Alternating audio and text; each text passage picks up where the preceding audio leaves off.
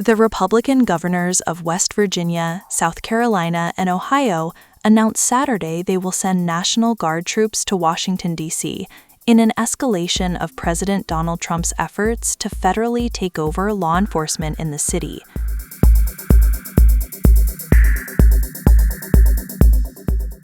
West Virginia's governor said his state was sending 300 to 400 National Guard troops to the nation's capital. South Carolina authorized the deployment of 200 troops, and Ohio said it will send 150. At the request of the Trump administration, I have directed the @WV National Guard to support the president's initiative to make D.C. safe and beautiful.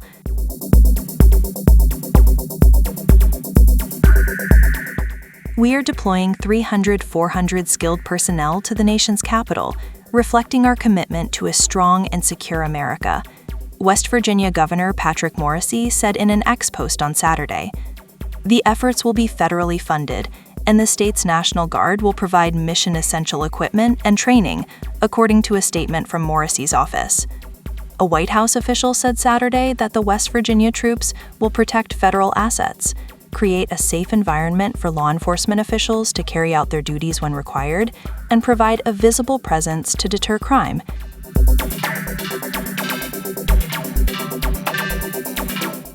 South Carolina Governor Henry McMaster said the federal government will pay for the deployment of his state's troops.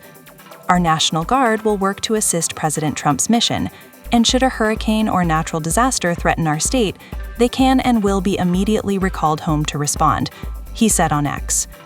In a statement, Ohio Governor Mike DeWine said he was asked by the Secretary of the Army to send 150 military police from the Ohio National Guard to support the District of Columbia National Guard, adding that the troops are expected to arrive in the nation's capital in the coming days. These Ohio National Guard members will carry out presence patrols and serve as added security.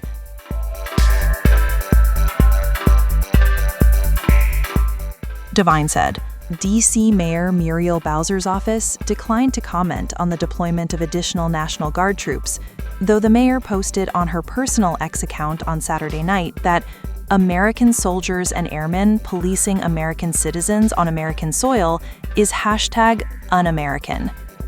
The deployment of other states' troops marks an escalation of Trump's efforts to address crime in the capital.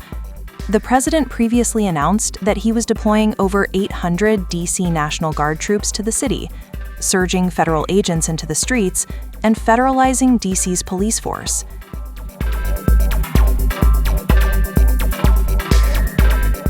The president has repeatedly complained about rising crime in D.C., but overall crime numbers are lower this year than in 2024.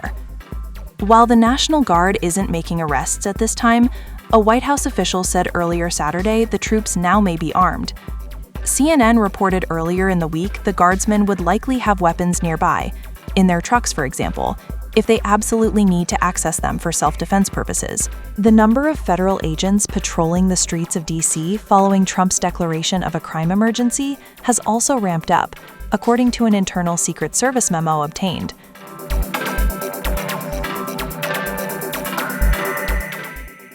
Secret Service Director Sean Curran said in a message to personnel Saturday, more than 700 federal law enforcement personnel from multiple agencies are supporting the effort every day. That number is expected to increase as more National Guard troops join the Safe Streets initiative. Trump's efforts to beautify the city also include cracking down on homeless encampments. On Friday, 25 encampments were removed, according to the White House official. Sweeps began Wednesday after an anxious few days in which homeless residents and their allies waited to see who would be targeted and which federal agencies would be involved.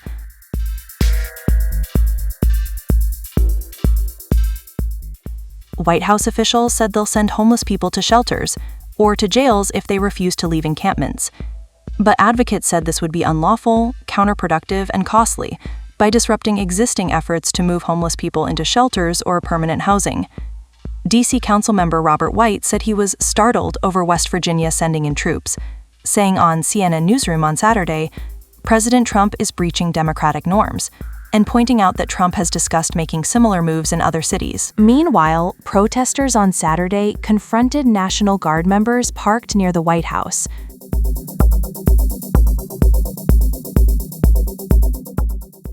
"Trump must go now," the protesters chanted as they surrounded the Guard members and their military vehicle.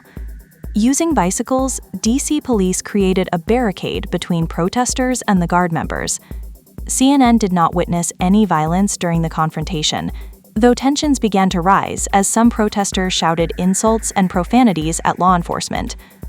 Army veteran Alan Dent, a Rockville, Maryland resident, told CNN that Trump's deployment of the National Guard amounts to a power grab and argued that the city is safe. "You should not deploy the National Guard on this soil for the purpose of intimidating a populace. That is not what they're here for," he said, adding, "I feel bad for the National Guard and everything they have to go through right now."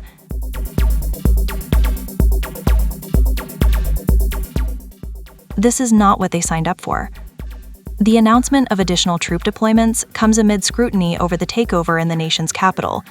Washington, D.C. sued the Trump administration on Friday to block Attorney General Pam Bondi's Thursday directive for the city to accept an emergency police commissioner, Acting Drug Enforcement Administration Chief Terry Cole, and give him full control of the department during the federal takeover. Following a hearing in federal court, Bondi issued a new order Friday, giving control of the Metropolitan Police Department back to its chief, Pamela Smith.